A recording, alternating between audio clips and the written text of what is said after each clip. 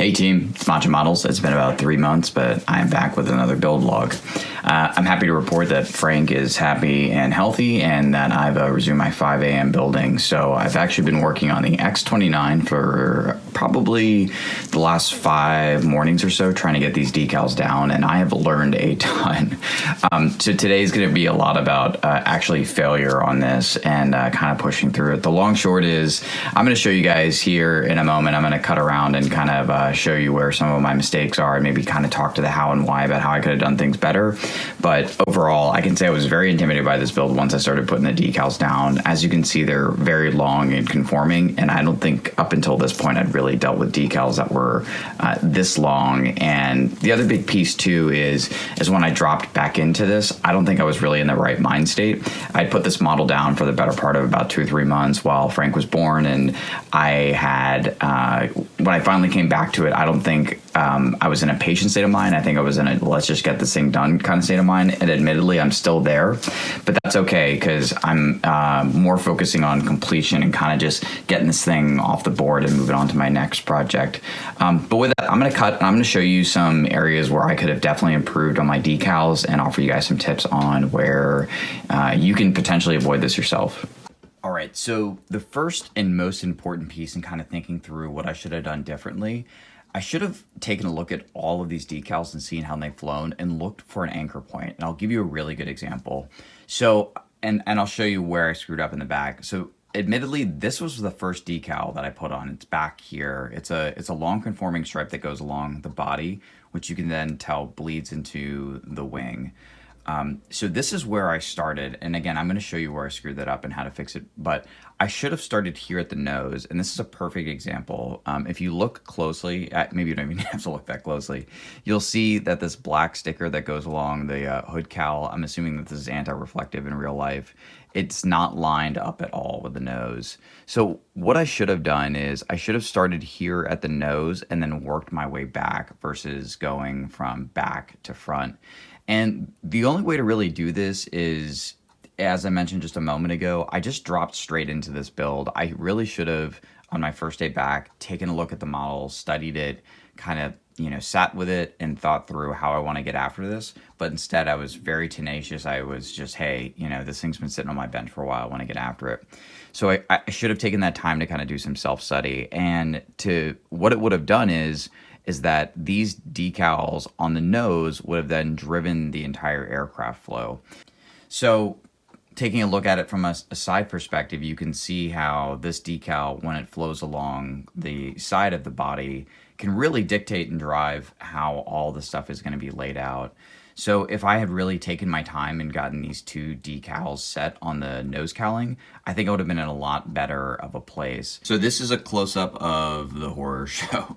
And it's pretty clear to see that if you look back here, I had one of the decals break, and then also on the near the wing root, I also had a decal break. And I would attribute this to a number of things. So number one, when I went to go put this decal on in the back, I didn't do the technique where you effectively, with the tweezers, you're going to hold your decal, the backing paper, and then with this hand, you want to use some type of object to kind of push or anchor down on the decal.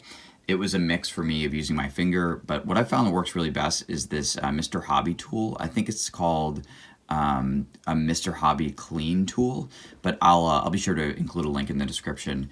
But what I should have done is I should have had this here and then pushed down on the decal. I'm sorry if this isn't focusing correctly, and then pulled the transfer paper away. So coming back into this, I was really manhandling and beating up the decal a lot, when what you're really supposed to do in reality is to kind of get the decal where you want to and then slowly pull the transfer paper away like that. The other big piece too is you can see that the decal rolls in underneath this, I think this is an aft radar section, or maybe this is where some electronics are housed. It tucks in underneath there, right? So that's going to be an anchor point for the decal and where I'm supposed to focus. I honestly think, I can't remember, but I think I started on the other side of the aircraft when I pulled this away. So once the transfer paper is away, if you're not really sure, if you're not really, as you're kind of like pushing around the decal with your whatever you're using to kind of manipulate it, If you're feeling any kind of surface tension, you should stop immediately, and you should go back and you should use some finishing products. So this is my little decal workstation over here. You can see that I've got the 2 soap dispensers and my stuff laid out. So I have my brushes on the right, and then I have my little tools on the left. And what you'll notice immediately, I'm more of a Microset Micro Sol fan. I used to use the Mark Setter and the Mark Softer stuff, but I found that the Mr. Hobby stuff is a little too caustic, and I read on a number of forums that they confirm kind of the same thing. So I haven't used it for a little while. I haven't really missed it. The reason I stopped using the Mark Setter and Mark Softer, I can't remember what the build was. I think it was my Tall Geese build.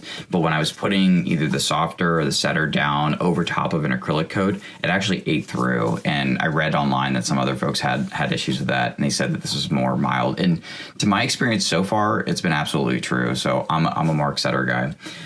The other piece too, and I know this might be stupid, but this is how I have to lay my instructions out. I write number 1 and I write number 2 on here, and you can squiggle it out because I actually had the order mixed up. So set is for when you're putting the decal down. It's when you want to set it. I know, remarkably, the nomenclature baked into the name isn't enough to explain it to myself. And then sol is to actually melt the decal. So the first one, and then you have the second one. And I actually use 2 different brushes. This is part of my, I have a little tin to my right here where it says nice and trash brushes. So these are where my trash brushes go. And you can see that one of my velvet touches became the mistaken victim of my trash brushes. Actually, I might have more than one in there. So anyways, how I do this. So what I'll do is I'll take my Microset first, and then I'll go ahead and paint down underneath the surface where I want the decal to go. And as I demonstrated just a moment ago, then I'll take the decal, I'll hold it on my right hand with typically these sharper point pieces. And then with my left hand, I'll use either this tool or I'll use a Q-tip. Very rarely do I try to use a toothpick, or also too, I really try to avoid getting these sharp tips on the decal. If this touches the decal at any point, it'll usually leave an imprint. So I'm really careful to just make sure that these just only touch the paper. So I put my Microset down, and then I'll get the decal as close as humanly possible. I make sure my hands are in a really comfortable position. I'll take some time and reposition the decal so that where it's going down, I don't have to kind of, anchor my hand this way or do some weird type of stuff. I just really want my hands nice and relaxed this way. And when I get the decal close to where I want it to go, I'll then take my tool, whatever it be out of these 3, certainly not my hobby knife, and I'll pull away that backing paper really slowly. And so, as I mentioned in the last 2 little clips here, a big part of where I screwed up was just not taking my time, not being in the right mindset, not thinking through, how the logical flow of the decals are going to go. I think when you're working with Gundam, it's kind of easy to focus on just an arm or, a leg, and you can kind of split the body parts up and then, tackle it from there. Obviously, you want to pay attention to the overall flow, but I think it might be a little bit easier to fudge. But when you're dealing with an aircraft or even a car, it's really important to kind of think about, how the logical flow of all those decals are going to go through. And it certainly shows in this work. I'm not especially proud of it, but I'll cut here and I'll put the camera back on the model and give you guys some closing thoughts. A big part of this is failure, right? So I mean, admittedly, when I put this decal on in the back, I went and walked the dog, and I came back and I told Emily I was going to throw this thing away.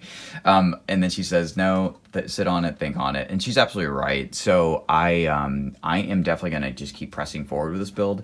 I still am proud that I went into this aircraft world. I'm certainly going to come back and do this a lot better. But I'm going to just try to keep pressing through this. So what I still want to do a water dio. I still want to pour some resin, and I still have this vision to have this thing kind of flying over water. I'm thinking I'm going to call this dio the last ditch effort, and I'm going to come back and I'm going to do some weathering. So more likely than not to kind of hide some of these crimes as best as I possibly can, I'm going to drill into this and probably get some wiring and maybe some extra plate and make it look like, either a bullet struck it or a missile. And then I'm going to try to darken these areas to see if I can hide it as best as possible. So I'm going to press through. I know this thing probably is not going to get any placement on any, IPMS or any of the circuit, but I still want to finish it. I don't think there's maybe another week or two left. Famous last words, of course.